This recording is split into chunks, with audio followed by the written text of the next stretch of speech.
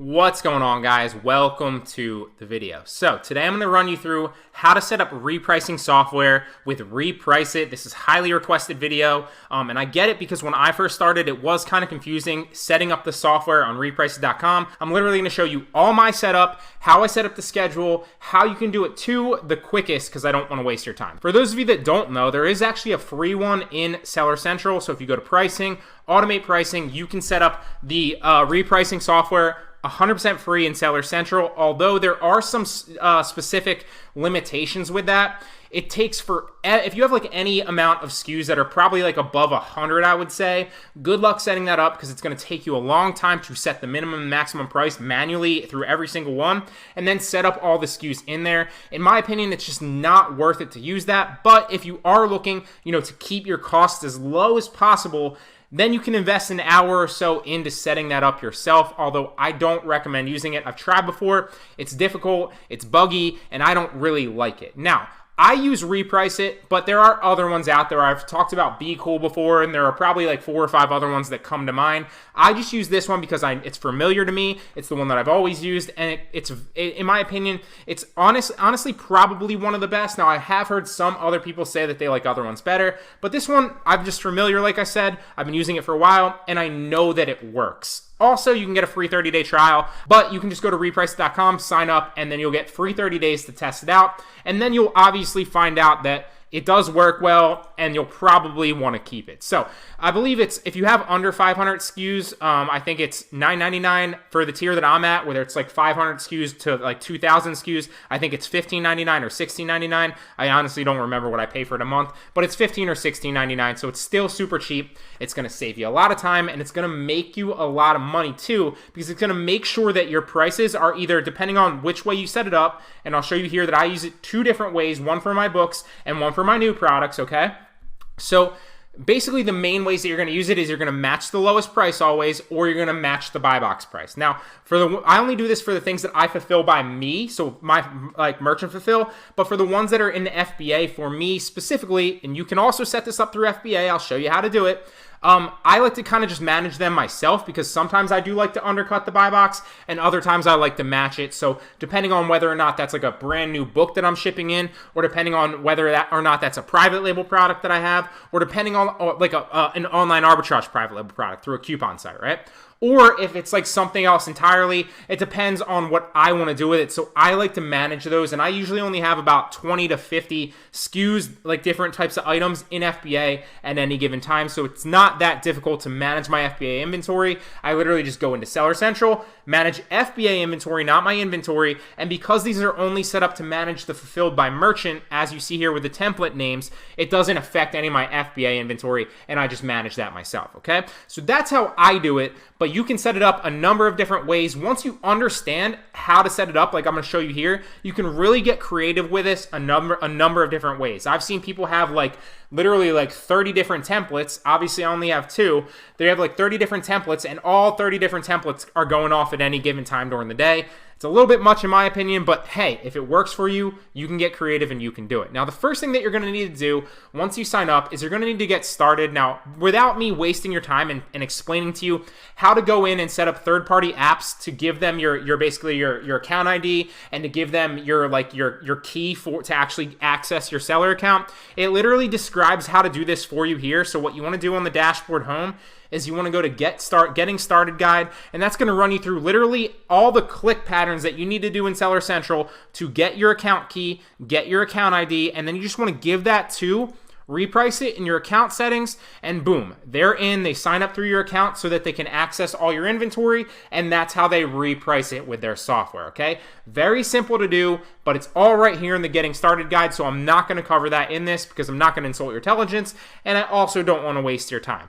The main 2 things that were difficult for me and confusing to me, and I'm sure it's the same for you, when getting started with Repriceit was the repricing settings and the repricing schedule, okay? So as you'll see here, I have my schedule going off every 2 hours. Now, I had this going off every hour because you'll see once you set this up, they do give you, so if I were to create a new schedule right here, they do give you a warning. So 15 minutes for smaller sellers and up to an hour for larger sellers. Because I have currently about 500, I think it's like 530 SKUs in my inventory, and there's probably about 1,000 to 1,500 books behind the computer that you literally can't see right now. I'm trying to get ungated for like top brands like Nike and Adidas and Puma and stuff like that. So because of that, I need to sell a lot of books so that I can get ungated. So, you know, little bit beyond the scope of this video, but that's the reason I've been selling a lot of books lately. So because I have so many SKUs, I do need to I deleted every other hour so that it's going off every 2 hours, because as you see,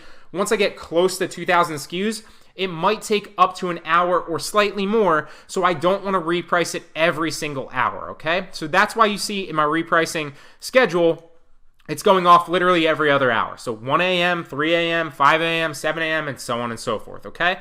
So once you set it up, you're going to come down here to create a new schedule. You can also turn on all your schedules. You can also turn off all your schedules. You'll see currently they're active.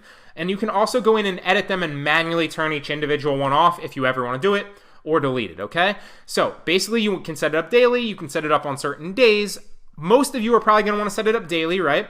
And then you're going to want to add different times in there, and you can literally add times every 15 minutes if you want, or you can add times every 30 minutes or every hour or every other hour like I do, or every 6 hours, whatever you want to do. Just keep in mind that you do need to allow the time. Literally, if I read this to you, be sure to allow enough time between schedules for your repricing event to complete. Otherwise, your schedule will not be executed. So if you feel like you have a decent amount of SKUs, give it a little bit more time. Don't do it every hour, maybe like every hour and a half, okay? And if you're repricing every hour and a half, your sales will rise, because if you're doing it manually, I guarantee you, not guarantee you have to sleep, so that's like 8 hours right there. And I guarantee you're not doing it every other hour on the dot. So this is really going to increase your sales and save you a lot of different time when you set it up. So daily, then you just put the time in. So if I wanted it to be like 3 p.m., okay, 3 p.m., boom, all templates or just a certain template.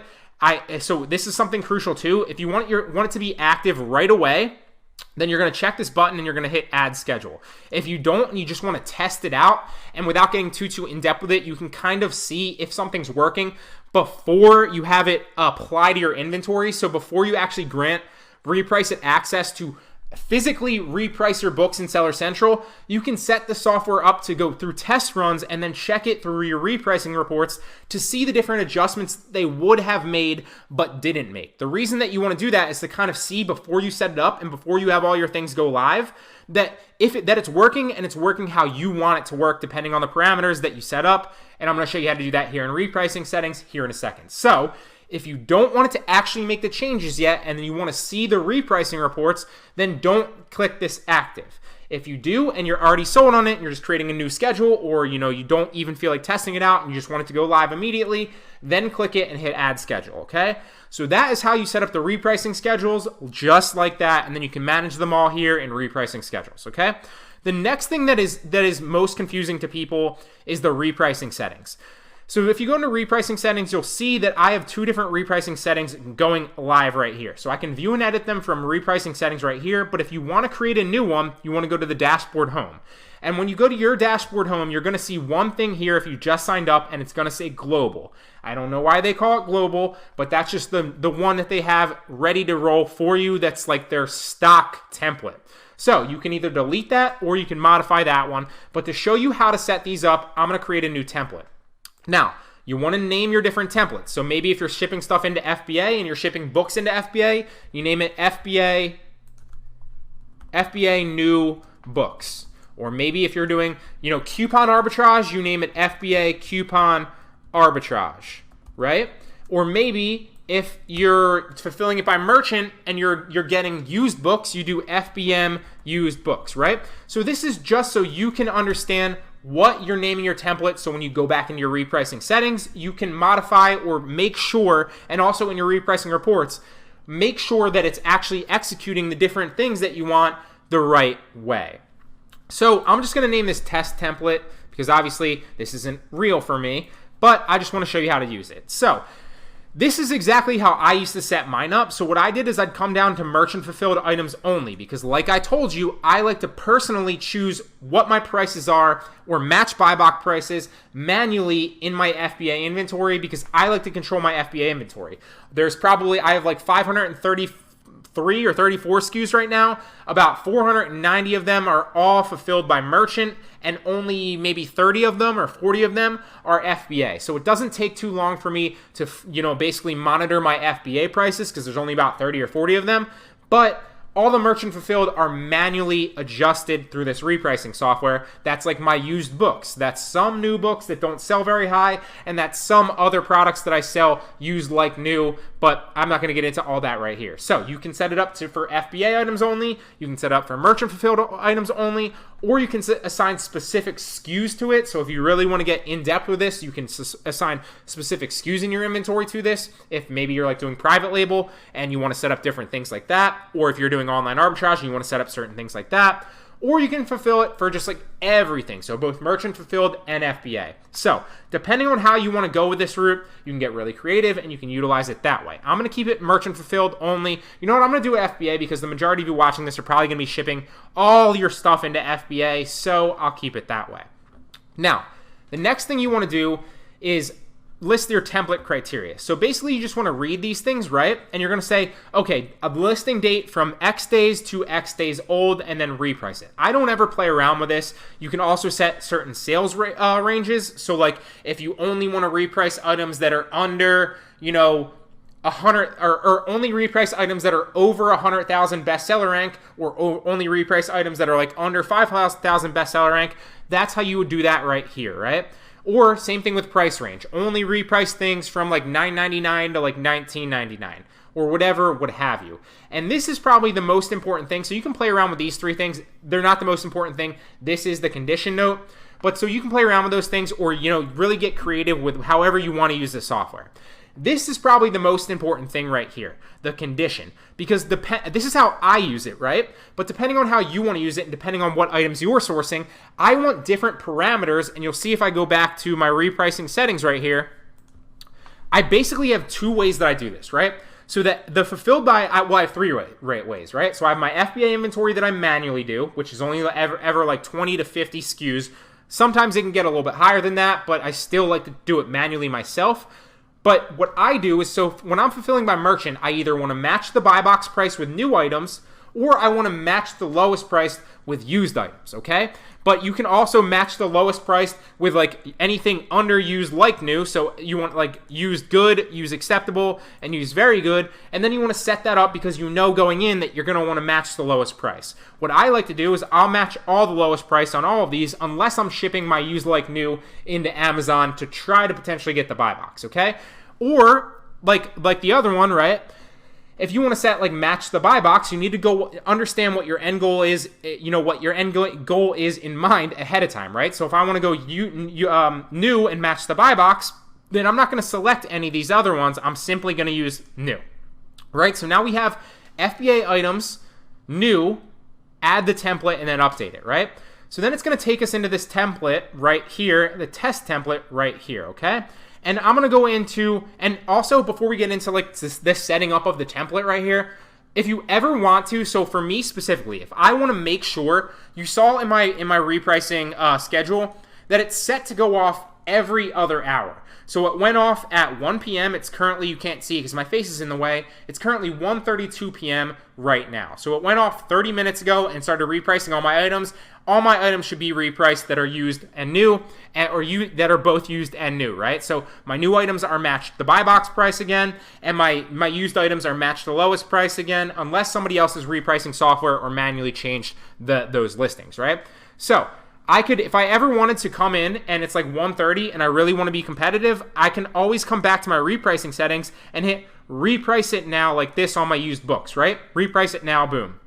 And there, boom, I just initiated another repricing sequence. So not only is it the schedule set up on autopilot, I can also keep my dashboard up and continually reprice whenever I want by simply just hitting reprice it now. Then I can also see what was done in my repricing reports under that actual thing, right? So it'll come up as 1:30 p.m. or 1:33 p.m. Repricing report for FBM used books, blah, blah, blah. It'll show me all the adjustments that it made, okay? So now that we've got that out of the way, what you want to do is you want to come into, we're going to use test template. We're going to set it up. Remember, we're sending our FBA inventory and it's new, right? So we're going to set this up to match the buy box price. Now, if you want to always match the buy box price and then manually adjust yours, you can do that as well. It's up to you. So what I'm going to do is this template order is, it's kind of irrelevant, but basically what you want to do when you set up a template order is if all of these things aren't different, and obviously mine are different, right? So my 2 or my 3 doesn't matter. Usually this is 1 or 2 because one's only strictly new and one's only strictly used. So it doesn't matter what order they go in. They're irrelevant because they're on different items, right? However, if you do have templates that overlap certain items, then that becomes important. So you can set up your template order. That's what it means. So maybe you want this one to go first and then the next one make an adjustment, right? So if this template you want to be your second one after your original adjustment, then you'd make it a 2, right? Boom. And that's how you would do that. So I'm not going to play around with that too much because I like to set mine up different products.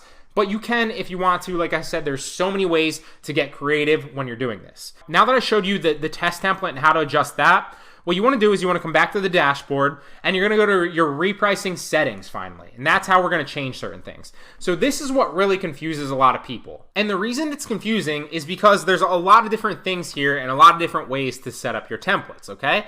So if you're ever confused and you get lost, you can always read these little question marks that are going to give you insight on how to set it up or if you want to leave it blank, okay? There's a lot of information in here and it makes it really simple. Just take a deep breath, take it slow, read your question mark, and it will tell you what to do. So if, like I said, for example, I want to compare my new items only against other new competing offers. If I ship them into FBA, I can have that clicked. If, I want to compare my used items only to against other used items, I can have that clicked. Or I can unclick both of them and just set my template up so my new items compete against both new and used items on that listing, and vice versa, okay? So for me specifically, if I'm shipping something into FBA for this template, so I'm shipping new items into FBA, I'm only really concerned with the new items on that actual listing because chances are a used item is not really going to get the buy box against me too easily. So I'm only, for this specific example, interested in new items. Now, I can also exclude acceptable conditions because acceptable conditions, it's a little bit more difficult to get the buy box, or even higher up on the thing on the actual listing if you go into like other competing offers when you're in an acceptable condition. And you can also exclude just launch sellers if you want, or you can unclick them as well. And like I said, if you need any other information, just read it, right? So check this box if you want to exclude all competing offers in acceptable condition. The default setting is clicked, but you can uncheck it if you want to, obviously. You can also exclude competing offers against like sellers with really bad feedback. So obviously there's a million different things that go into getting the buy box. One is like seller feedback. The other one's like customer service. The other one's like availability to the customer, and then price are probably the two most important. But there are a number of different things. So if you do have bad seller metrics, or if you're a just launch seller and you're fairly new, well, then you really need to compete on price and availability to the customer because you don't have the other metrics to match up against other good sellers, right? So if you have two sellers, one has good feedback and one has good customer service, and the other one has good, slightly bad feedback and bad customer service, and they're both the same price and both in prime and FBA, who do you think is going to win the buy box at the same price? The one with the better metrics, obviously, right? That's just common sense. So you can exclude any of these, or you can include them all and uncheck these. It's really up to you.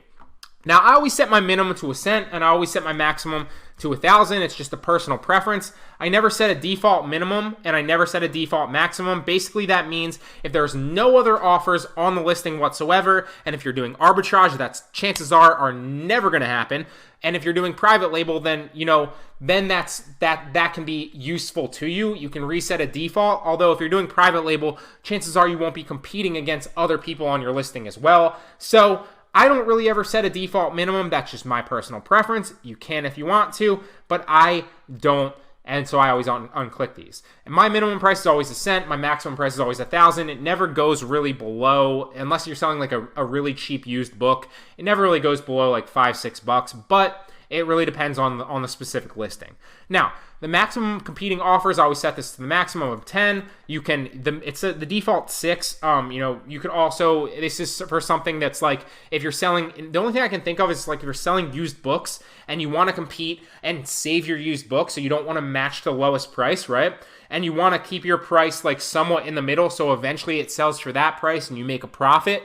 That's the only time I would think that you'd want it a little bit lower. So I always keep it at 10, but that's just my personal preference, okay?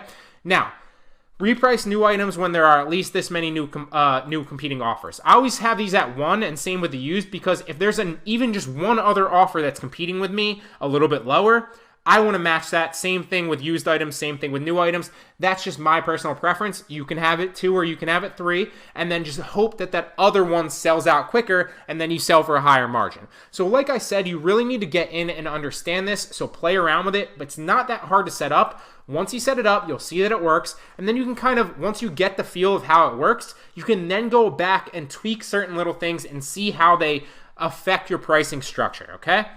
But that's just my preference. I always go maximum, number of 10, and then I keep these at 1, okay? So I don't keep the default price. If a price goes up, or if price goes down more than a certain percentage, do not reprice it. You can set this to a certain percentage. I don't ever do that. Because I'm really only interested in the repricing, right? I'm not trying to get too creative, because I don't need to get too creative. I really only want to match the buy box with my new items, and and then slightly, if I want to adjust them manually, I can adjust them slightly lower than the buy box, and then knowing that my repricing software is going to either match it at higher or match it lower in the future, I can do that manually along with my repricing software, right? So I don't really ever need to get too intricate, but you can if you want. They afford you all these tools. So don't get confused with all these options. Just know that they're options. You don't need to use them. You can just stick with the basics, match the buy box, and match the lowest price, which is probably what the majority of you want repricing software for anyway, right? So now moving on, so we're down here now. I don't ever, like I said, match if the price goes up. I don't ever match the price goes down. Another question too is, does this actually reprice higher items too? So if you have like the lowest item and then the rest of the competition raises it up, will it match that price? And the answer is yes, it will. So repricing models, reprice my inventory, and this is how you basically want to do this, right? So for these, because these are new items and we're shipping them into FBA, remember, and we want to match and compete against the buy box, we're going to click reprice my items against the buy box owner, right? However, if you were competing against the lowest price, if you were selling like used items, if you were selling like used books, or you just simply wanted to always have the lowest price, then you'd click lowest price. Now you can also reprice your items by condition and the same, only reprice them against items with the same exact condition as you, or better condition. You can also click that. I don't ever use that, and I don't ever use intelligent repricing, although you can try it out if you want to. You can read it, and they basically give you a synopsis of what it is, but I've never used that, to be perfectly honest with you. I only ever match the lowest price, and I only ever compete against the buy box owner, right? So we're going to, remember, these are FBA new, so we're competing against the buy box owner. I don't ever do the reprice sales rank above. I only reprice when an item goes up. I don't ever do that as well, because obviously I want to reprice if the item goes down too. Now, this is something that a lot of people get worried about. So you never want to compete or never price above Amazon.com if they're on the same listing. I don't ever do that. I don't mind repricing above Amazon.com, but if you're selling like something really competitive, or if it's like an arbitrage product where Amazon has a lot of inventory, then you probably want to click this, because chances are they're not going to sell out of their inventory unless you're checking like a Keepa graph and you see that they've scaled out of their inventory, right? So the only time you'd ever use this is if you're on a listing where Amazon has a decent amount of inventory and you know that chances are your inventory is going to get blocked, because if you have the same buy box price and you have the same lowest price, right, whatever, as Amazon, and they have a lot of inventory, they will share the buy box with you. They actually will, but you probably don't want to ever price it above them, right? Because you always want to match their price. So then you can also do the percentage amount price below Amazon if you wanted to do that. So if you always wanted to make sure that you stayed 5% below Amazon, you could do that. If you wanted to make sure that you always stayed 10% below Amazon, you could do that. Although keep in mind that they might have repricing software as well, and that might set off a chain reaction and a race to the bottom, so be very careful with that. I don't ever use it, but you can. The only time I would ever use this is because, like I said, remember, I like to manually do all my arbitrage products in FBA. I only use this for the FBM, like used books, and I only use this for FBM new products that I'm merchant filling myself, okay? So that's what you could use it for. Now, you can also, how much you want to price below or above the competing offer. So the only time you would use repricing software if you didn't want to match the buy box, right? So I use this, like I said, to match the buy box or to match the lowest price. If you wanted to always make sure you were slightly below the buy box to win the buy box on an FBA listing, well, then you're good to go right here because, like we said before, we are competing against the buy box owner right here. So these are the main things that are important, right? Not the other little things. So we could always stay 1 cent below the buy box, right? A fixed price adjustment of 1 cent below the buy box, right? So that's how you could do that. If you always wanted to stay 5 cents below, you could stay 5 cents below. If you always wanted to stay $1 below, you could stay $1 below, and vice versa. If you don't want to ever stay below as you read this, then like you said, the default setting is 0. You can also price above a given target, but by putting a negative amount in this field, or by putting a negative amount in this field. But if you want to match the target offer, then put a 0 in this field because that's going to match it, right? If you wanted to stay below the buy box, then you'd stay below by a cent, okay? If you wanted to stay above the buy box, you'd go negative 1 cent, and then you'd always stay 1 cent above the buy box, okay? So that's how that works. You can also always stay 1% below. You can also stay 5% below, and vice versa. Same thing with above. Okay, so now you can compare your FBA items with just both FBA or non-FBA. That's what I always do. I always do both FBA and competing FBA offers because I have seen that you can win the buy box when you're not in FBA, despite what people think. It can be slightly harder, but if your metrics are good, you can also win the buy box as a non-FBA person competing against FBA people with the same price. Believe it or not, I see it all the time, and it happens all the time. Or you can compete only against other FBA offers or non-FBA offers if no other offers are found. So that's what I usually like to do.